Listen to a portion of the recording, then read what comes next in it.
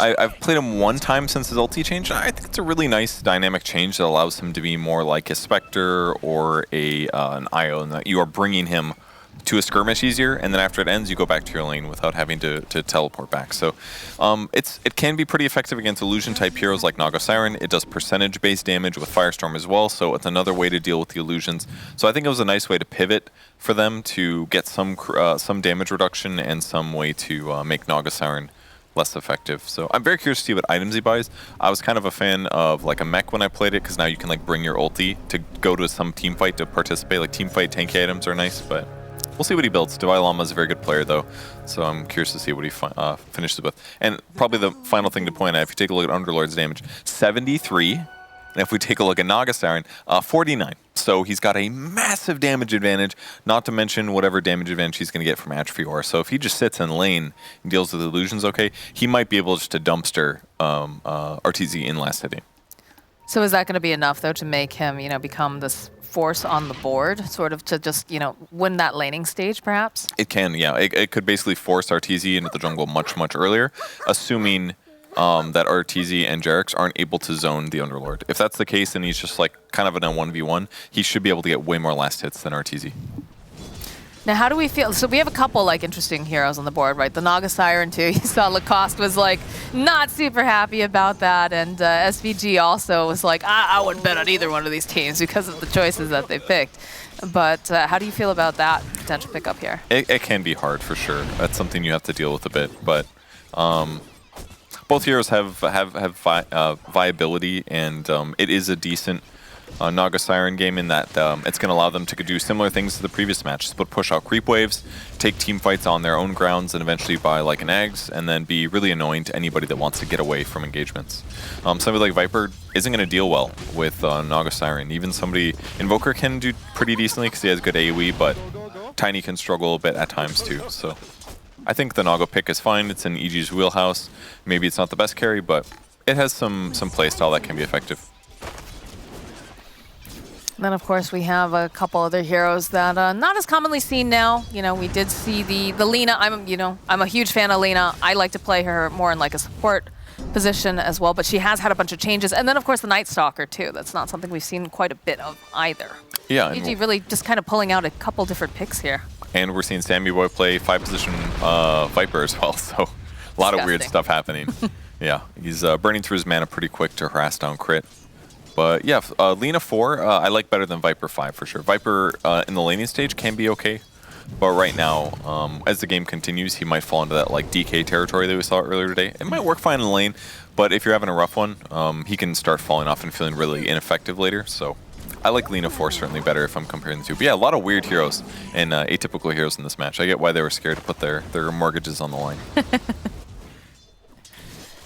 Well, checking in over with the mid lane right now. Ember sitting 10-2, 6-3 on this Invoker. So Esk struggling a bit behind what Abed is bringing. Underlord owning here 15-6 versus RTZ 6-0. He's going to cut the creep wave a little bit to make Divine Llama move for that harassment. But he's got his Ring of Health now, so he'll be completely fine. Yeah, and RTZ just keeps doing the same thing. Alex. Pulls the creep wave. Yeah, they kind of have to do this, because if the creeps meet together, RTZ just can't last hit. The damage disadvantage is way too high, so this is what he has to do to offset this huge damage change. I love when they make their own lanes. Yeah. I think we should see more of that in Dota. And then now he will get some range creep denies too, and all the last hits he wants. Like, it's a tough one. This is one solution against carries. This is one thing that Underlord does kind of specially compared to a lot of other offliners, is he can dumpster some of these guys. Really nicely done by Jarex, pulls the creep wave into the large camps. Divine Llama moves over for that. In the meantime, RTZ's still getting a lot of gold, and he's actually going to get first blood too. Yeah, I think RTZ would have liked to get that for himself, but a kill's a kill, and still will make life a bit easier here for that top lane of EG. Yeah, they're doing a great job to react to this. Uh-oh. Looks like we're going to see a TP bottom here from Alex. Been very, very aggressive against Sammy here, which I feel makes sense, considering it's not fun to be dealing with a Viper, even if it is position 5. Yeah, they don't have any disable right now, though. Avalanche and 6 could potentially set up an arrow, but I'm not so sure about this rotation, but if you consider what he would accomplish by staying top, it's not really that much. He could like try to mess with creep waves or whatever, but Jarek's had him a bit outmaneuvered. DPC will be fine himself, so if he can get at least one kill here, he'll probably be semi-content. I mean, it's funny because there's literally no trees over here for them to go and hide behind. I think Lena has broken most of those. So it'll be interesting if they can make anything happen here on the side of Wildcard, because you know you do have that one hero that can be roaming and make things. Alex tries to deal with the small camp, the sentry isn't in range. Feels bad, but perhaps they can make something else happen. Alex leaping forward here, still just putting out a little damage onto Nightfall. This one feels a little rough. They're putting a lot of effort in the lane, but they're not getting what they want out of it. Yeah, this is leaving Jerax to have this freedom too to move over to this mid lane. Kind of a weird game so far. What do you think? It is really, but it's cool because EG is taking the approach that they know what the danger is. He can't lane against the Underworld and get last hits, so he just forces the creep waves in weird places. Jerax is helping him do so to guarantee the lane for RTZ and keep DPC in a bit of a weird place. Just keeps pulling the wave, and it's not easy for DPC to deal with this. So he's gonna have to do the same thing: pull the creep wave to the neutral camp and try to double farm. Cool to see Carrie's doing this, but hey, RTZ's a very good laner, and he recognized right away what the circumstances were going to be like, and he offset a sure lane disadvantage by doing this. Jerax going for a little bit of a dive here, but just back off after sending the shockwave. Ooh, Abed was hoping perhaps he could get a catch. They're a bit too deep behind the tower, though. Man, EG's just doing so good. They're just really updating with every movement here, doing the right thing. Jerax pressures mid, now that top lane has been safe, and that's going to force Wildcard to react in kind of weird ways. Like, they're just pressuring the mid tower. He's doing a really good job. Great pivot. Alex. Big one. Goes to try to take the rune. Abed jumps to it, gets the haste, easy kill. Alex, unfortunately, has been in the wrong place, wrong time twice this game. He has the 2 kills that are on the board right now, but he's I feel like he's kind of struggling to figure out where he should go and what he should do. As the bottom lane, they have managed to put out plenty of damage onto Sam, and he should fall. Crit, very, very close. Yeah, I think he's going to fall as well. Okay. Middle lane. The assault continues. Yeah, Sam's not too unhappy about that one. Doesn't get experience, but whatever, full mana for him. No boots yet, though. That part's going to hurt a bit. But he is guaranteeing Eve's decent last hits. Nightfall's got phase boots finished, so his first nighttime can get some active stuff done. But look at the mid tower, it's already dead. Invoker can't slow this down, it's way too early. I mean, they're sending in more, but then there's going to be the follow-up from Crit. So the LSA connects over on Sam. They don't want to let this go. This is so early to let this mid tower go. Arrow's just a little bit off the mark here. Abed continuing to just slide through. They have nice vision over here on the high ground. In fact, zipping right past Alex. I says, oh God, I don't want this again. No, no, no, no. So they'll take down the vision. Get off a couple hits over onto Jerax. Dragon Slave coming in, but the pressure is so strong. I feel like we haven't seen much value out of Alex yet, unfortunately. It's just the he just doesn't know where to go, I feel, yeah? I mean, it's just difficult for him to make action, right? Landing arrows with his team setup is not good. They don't have disable setup. Everything's a little bit finicky and difficult, and he hasn't been able to land those yet. Dealing with the Naga is really hard because he has illusions to dodge arrows. There's like too much AoE to deal with, and they get the tower. Tower sub 8 minutes. Very, very good for the side of EG. And I'm interested now, like this top lane, right? We've got the Underlord currently sitting at the top net worth, but at the same time, RTZ not that far behind. I feel like this is not really how you want this lane to really go. It's not, but hey, that's the reality of how things went. He just split pushes or goes behind and cuts the wave, and Mirana couldn't do much about it. So it's a limitation. Maybe if Mirana was like a 4-position hero that had better gank potential or AoE, they could have cleared the illusions and prevented the stacking. But Crit getting gone on mid. That's a good arrow this time around, so that should be able to get this kill. Yep, this time. Very good. It will connect. Abed, though, hunting through the trees, is going to see Alex. Oh, that slight hurts so much. Bottom lane, Sam. They do have the gate. They're coming in hot, but they're going to have to go chasing after Jerax. You have the Pit of Malice. Should have plenty of damage. So they'll be able to find that. And it's a bit of a short gate, but yeah, I was going to say, I thought he came from the top lane. I did too. But whatever. They help out a little bit, get 1 4-position kill. The game is still pretty even. Eve's level 6, shifting towards the top lane. Arteezy's still farming the map like crazy. Just max farm build, hasn't gotten his ulti, hasn't gotten ensnare yet. This is a... I was about to say, that's a very deep dive there, Abed. It's fun to watch EG this game. They're just playing so interesting. Dives all over the place. Eve's getting dive top. Yeah, this is very, very difficult here for Eve, but he is all right. Sam rejoining in. Alex sitting very low. He's got to be careful. Abed just chasing after him. He would love to get that. Ooh, so close. Almost managing to get the... Nope, there it is from Nightfall. He'll clean up. As the rest of Wildcard, they just... It just feels like they're not sure how to respond to this. They're feeling a bit frantic almost. The MP NATO gonna land over onto Crit. So they should be able to get that. But that's just the support again. And all this pressure they're putting on them, it means that Naga's hitting creeps. So, and it's not even like passive creep hitting like we've seen with TB games. He's been on the enemy side of the map most of the time, farming tri-camp, cutting creep wave. The offlane tower for the Radiant side only has 500 HP left, for God's sake. And there hasn't even really been super focused pushes on it. And now the dive bottom. Yep, he's silenced.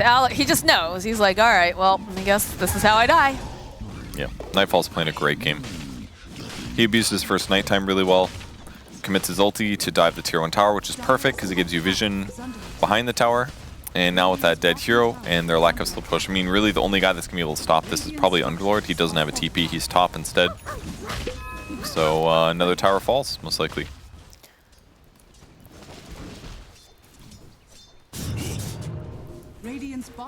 Feels like... I just feel like Wildcard is having to play so responsive, I guess, or reactive, I guess is the correct word. So they're just not getting this opportunity. And the fact that we really have not spoken much about Arteezy, except for the fact that he's farming, is very, very good for EG, obviously. Absolute nightmare for Wildcard. Yeah, it's kind of scary. Yeah, look at this. They use Laguna over onto E, the follow-up. Oh, they didn't quite manage to finish him, though. 30-something hit points. A little bit off the mark as Crit now tries to run. They don't manage to land the Pit of Malice. But again, very reactive play coming out from Wildcard. Yeah, went a little bit worse than they wanted. Didn't get a response kill. Or a catch at least. Still working on Midas on Invoker. He's doing fine, 1-0-2, but he's been pressured so much. Only 43 last hits due to how crazy the lanes have been. And Jarex continues doing Jarex things, pressuring aggressive on the enemy jungle. Esk can't quite get over to that carrier in time, but they're trying to take control of their jungle again. They do have some nice wards placed here from the side of EG. They are about to go down, though. At least that one right there anyways. I mean, it's just not a good time for EG to be super aggressive in this moment. They don't have nighttime. They don't have Night Stalker ulti as well. So they're just going to play passive for a bit, most likely. Smoke comes from Wildcard Gaming, though. Invoker's trying to get on the map. Alex as well.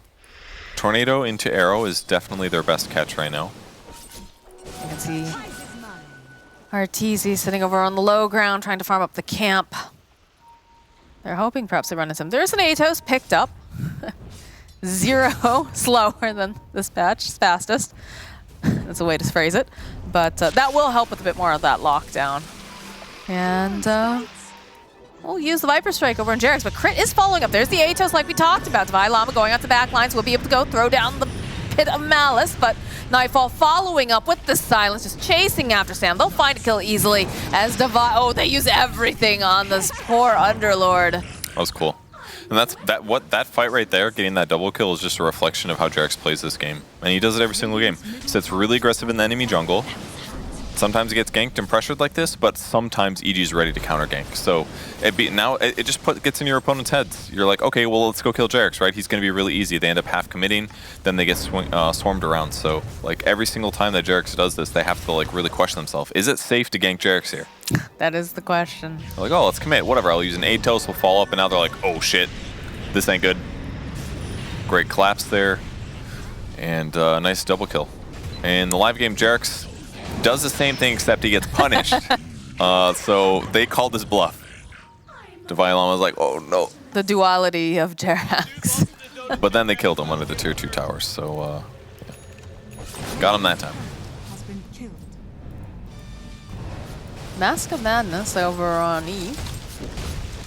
Yeah, I've been seeing Tiny's buy this a little bit. Just the overall attack speed increase is really nice. The armor you lose isn't that big of a deal. Can be issues against Naga Siren at times because he's also got minus armor, but TZ very farmed. 8,000 gold, Manta style common build here. Gosh. Get more illusions, push more lanes. Problem, I guess, is how do you slow him down right now? You know, you can go and invade the jungle. You can try to force out a song, I suppose. But it's hard to gank him because yeah. RTZ's really good at this hero. It's definitely one of his signature heroes. He pushes out lanes effectively so that he doesn't get pressured. This is a pretty nice kill if they can get it. They find the Lina over in the mid lane, hop forward from Alex, Starstorm, and the final hit with that Firestorm. Fire, stars, everything falling over there. And Rod of Atos makes this easy. Atos 2-second disable, then you land the Pit of Malice, then Arrow's gonna land. So this is their way to open up the map. And while that gank is good, the tough thing with the Mirana pick this game is that we haven't had those combos all game like we did earlier today. So RTZ finally getting active. He wants a free Sam? Sammy Boy kill, and he Sam looks was dead. not expecting that to happen there. Wasn't expecting to get swooped upon. They do manage to get the tower, but they do have to be careful. Pit of Malice will land here from Divine Llama. There'll be a Tornado EMP thrown out, Abed. And there's the song from RTZ. Beautiful positioning here. They'll release the song. They have the LSA. They have so much damage. They just clean up Esk and Alex so very quickly. And takes some doing, because, you know, Divine Llama, he's a tanky boy, but when you have that many heroes on the side of EG, he's not surviving that assault. I mean, it's just an utter dismantling by EG. Like, every single piece of their puzzle has been working flawlessly. I mean, the weakest KDA in the game so far on the EG side is Crit. He's 1, 4, and 5, but he's still been instrumental in so many moments to land crucial stuns to protect his allies from getting gone on. So, and in this case, great setup here. RTZ plays the side, knowing he's pretty survivable. They set up a great go, land a stun on Invoker. The net goes on Mirana. Just easy cleanup, even though they didn't have silence. And now they take Aegis in the live game and just continue the pressure on the map. Wildcard Gaming at a really big disadvantage now. 9k gold disadvantage.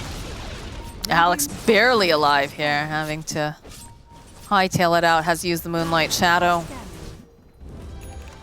I just think the Naga Siren pick was really good here. It like dismantled a lot of things. The way they played it was obviously really instrumental, but Mirana hasn't had a good game. Viper 5, not safe either. Divine? He just like almost dies to 4 illusions. All right, they'll go. They'll throw out the Tornado EMP. They want to try to punish RTZ. They know that the song is down, and they have enough damage here, so they should be able to get this. Not bad. I have to say, Alex has been sitting on very low health for quite a while now. It's about time that he got punished for doing that. It's pretty funny to bark at somebody after you kill them. It's very weird. Were you not thinking of that? Like, no, it's just interesting. Abed's always really liked voice lines the last year or so. But yeah, it's like some like crazy energy, you know? It's like weird and awkward or something to bark at somebody. I don't know. It's kind of that was growing up too. I guess so. No, that's definitely a thing that people do, like really especially like in sports and stuff like that. Like, you know, very bizarre. Maybe they don't do that where you're from. Yeah, that's but that's always been a thing, dude. Okay. By Llama bottom lane. It's opening here. LSA from Crit Laguna. Nightfall giving him the smacks as Jerax will join in. And again, he's very tanky, but Pit of Malice gets dropped. Even go and they pop the BKB over onto Nightfall. And they will eventually erase him from the map. Tanky, but not going to be enough in the end. RTZ still controlling the map a little bit. Once again, looking for an easy Sam kill. He's close, but the illusions are going to die. They were so close. It's a good thing that Eve was there. This is the issue with the 5 Viper. It just, you become so vulnerable. Abed gets him. Abed will clean up, yeah. They're not done.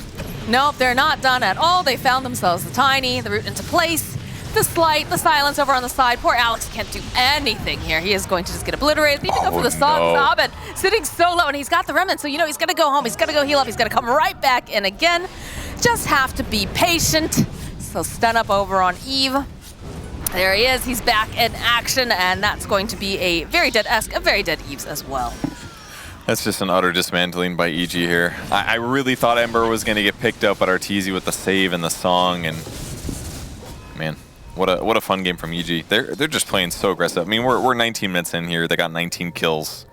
They're crushing the map. They're constantly playing on the enemy side of the map, which is the right thing to do as Dire helps you control Roshan. And now they just keep cut creep waves. Don't let them farm the triangle. Don't let them farm anywhere. There are no breaks on this EG train. They're just non-stop. Like, look at this. They land the arrow. Okay, all right. It's just going to slide around and leave.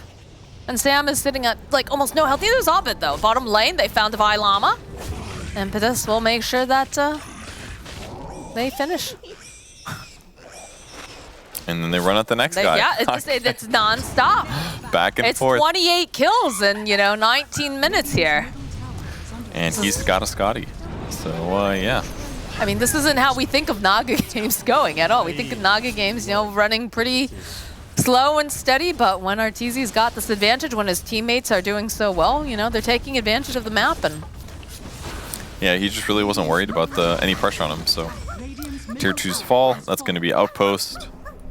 Eves goes to push out the top lane, desperately trying to farm his Shadow Blade to maybe get some setup kills, but it's tough. He can't really hit too many waves. He doesn't have to worry about like relocate or anything, but EG's been so proactive on the map that if you show too much, they're just going to commit a little smoke gank movement to you. But Wildcard Gaming is going to try to get a pick off here. This is hard because they have an Aegis too. I don't know. Yeah, Sam does get revealed over here. Alex is there as well. This is going to be a dead Viper. You get the root off, though, over onto Abed. Arrow does connect, but they're just using it to run away. They just don't feel confident enough on the side of Wildcard, especially when you have Nightfall just jumping over onto your Mirana. Oh, you need to do one more hit here, Nightfall. Use the Is he going to go for it? Is he going to actually do it? The Fey Grenade. Ooh, there we go. There it is. That's quite the dive. Is over on the side. They found themselves Divine Llama. They've already used the Laguna. They're going to let Arteezy just finish them off. It'll still be Abed, actually, against that. And the Aegis reclaimed. Never really in danger of losing that in the first place. EG just steamrolling right now. Yeah, they just stomping the game so hard. Radiant's middle tower is under attack. I mean, the creep wave has just been on the enemy side of the map here. Jerix is constantly pressuring. Abed's doing whatever he wants. 6-0-7 for him. Just Wildcard Gaming really outmatched here. Maybe hurt themselves too much with the drafts, the switch of lanes, but... Oh, this feels so bad right now. They've got the dust, they've got the vision. He was just trying to have a little quality time where he could hit some creeps with his Christmas tree, and then Arteezy walked in, and everybody else came and just wanted to get him out of their jungle. I'll lose Sam, Alex sitting over here. That is some weird bullet action coming off of Jerax, but they'll turn back around. Arrow does connect, so they do manage to take down the Enchantress. It took some doing. All right, that's one bit. Blink Taker on Underlord, that's a little interesting. Yeah, maybe for catch, but I feel like they're not in the position of being the aggressors currently. Yeah, and he's also got Atos, so definitely a little interesting to me. And it's not like with old ulti, it was kind of good because you could like ulti Fountain, then blink into an ally to save them, but maybe they just want a more reliable disable against Ember, because it's pretty easy for Ember to like slight dodge Rod in some cases. Right. Or for him to potentially like chase a Naga Siren. They are going to spot Nightfall though. He's got BKB, so yeah. He does pop it. Oh, and already you can see Abed joining into the fight. There's quite a few heroes here. Abed does not care. He's going to kill him. Look at him. He's just hunting over here at Esk, and they find themselves Alex very quickly. Crit's cleaning up. Llama, again, you have that Pit of Malice. They'll end up losing Esk, and eventually they do manage to take down Crit, but Abed just moving around. Followed up here with Nightfall. They've got the damage. They've got the aggression. They're going to chase after Divine Llama now. And the buyback coming out from Viper. Another Pit of Malice getting used. Viper making his way forward here. Can they do enough? It just feels like they're going to end up losing. Yeah, they'll end up losing Divine Llama. They're going to end up losing even more. Esk just gets obliterated, Sam, and they call it GG. They have just had enough on the side of